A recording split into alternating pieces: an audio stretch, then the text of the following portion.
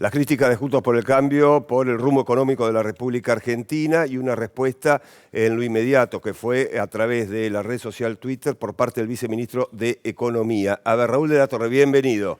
¿Qué tal? ¿Cómo te va, Pablo? A ver, responde Rubinstein, quien es el que le respondió justamente a las críticas a Juntos por el Cambio, empieza a detallar diferentes cuestiones que hacen, por ejemplo, al acuerdo con el fondo, por ejemplo, a la deuda de 44.000 millones de dólares. En general, pasó por ahí, ¿no? Claro, en general al endeudamiento, porque lo que puso en duda Juntos por el Cambio con ese tuit que fue, te digo, muy repudiado inclusive en el mercado, ¿no? Inclusive por analistas financieros, ponía en duda que estuviera en condiciones de pagarse el financiamiento en pesos. La deuda en pesos, dijo, es una bomba de tiempo instalada en contra del pueblo argentino. O sea, hizo mucho ruido esto. Prácticamente fue un intento, yo lo calificaría como un intento de golpe de mercado, que no tuvo respuesta.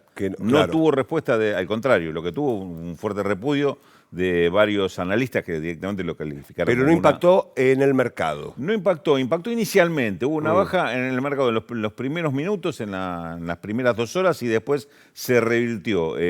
Luego de que hubo este tipo de manifestaciones de que esto era una irresponsabilidad absoluta lo que había hecho la oposición con respecto a esto, porque esto podía provocar un perjuicio. Posteriormente se conoce estos tweets a los que haces mención de parte de Gabriel Rubinstein, que es el viceministro de Economía, donde él se refiere puntualmente a cada una de las cuestiones que estaban planteadas ahí. En principio, el tema del endeudamiento. Dice, nosotros, bueno, mejor dicho, no habla en primera persona, dice, este gobierno restableció las deudas en pesos, el financiamiento en pesos de un mercado que el anterior gobierno, en 2019, recordó, lo dejó en default.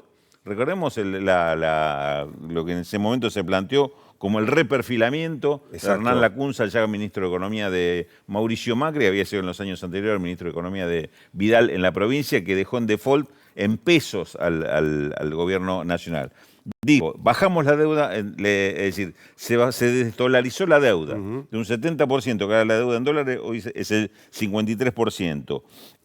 Bajó lo que se llama el ratio o el porcentaje de deuda con respecto al PBI, que en el 2015, fíjate, era del 52%, subió a casi el 90% en 2019 durante la gestión Macri y ya bajó 10 puntos, ya ahora está en el 80%, marcando que no es un gobierno que haya aumentado la deuda sino que el que aumentó la deuda fue el anterior. Y algunas otras puntualizaciones que hace, que se reestructuraron más de 100.000 millones de dólares de deuda en dólares, el crédito stand-by con el Fondo Monetario Internacional por otros 44.000 millones, todos créditos que eran imposibles de pagar en los vencimientos que estaban comprometidos. Recordemos, esto se ha acumulado mucho en los años 22, 23 y 24. Hoy estaríamos en default si no se hubieran reestructurado. Y que tampoco es cierto que hay un excesivo financiamiento con fondos del Banco Central. Dijo, la asistencia del Banco Central, la asistencia financiera durante el año 2022 fue apenas del 20% con respecto a las necesidades financieras que tuvo el Tesoro Nacional. Recordemos este mecanismo que el Banco Central, como emisión de moneda, el Tesoro Nacional, como administrador del gobierno, cuando hay un financiamiento, se suele decir, bueno, hay un excesivo financiamiento del Banco Central porque el Tesoro no hace las cuentas como corresponde. Bueno, esto que se presentó como un escándalo realmente no lo era, no era así. Más bien, repito, fue un intento de provocar una desestabilización bastante desagradable en cuanto al propósito, pero que afortunadamente no tuvo eco en el mercado. Bien, vamos a cambiar de tema.